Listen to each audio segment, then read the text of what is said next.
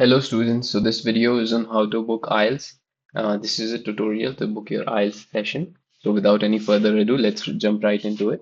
So first, we're going to go on the IELTS IDP India website. This website will be linked in the description.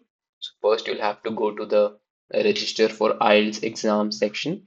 And here you'll select your IELTS that you're going to give. So there are basically two options, IELTS on computer or IELTS on paper. Personally, I would recommend you go for IELTS for or computer because the computer exams get their results delivered earlier.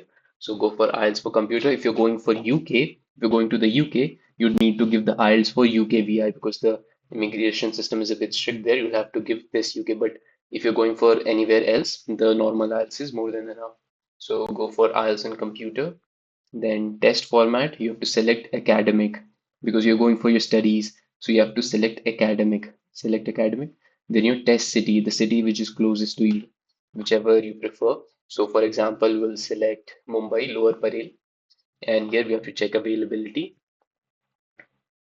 Now, as you can see, the green areas are where the spots are available, where the seats are available.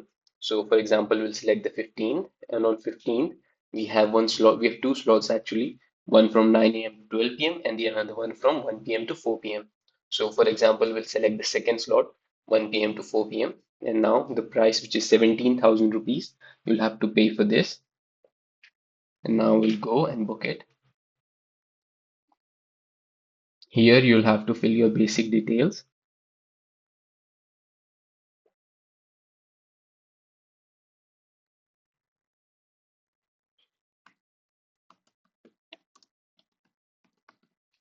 So as you can see here, I've already filled out my basic details.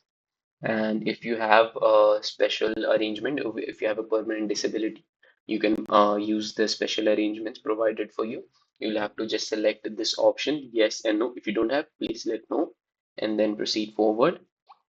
And now for the registration details, you'll have to fill your address, confirm mobile number. So as you can see, I've filled my basic details here. This is your address, the city, the zip code, the country, your occupation. If you're a student, you have to put that.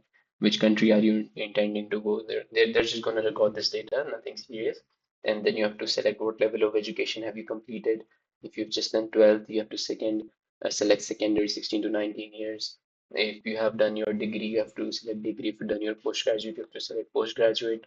And if you've studied English since your birth, if your school was English medium, you have to select 9 or more. It depends on your profile, and then you have to click submit.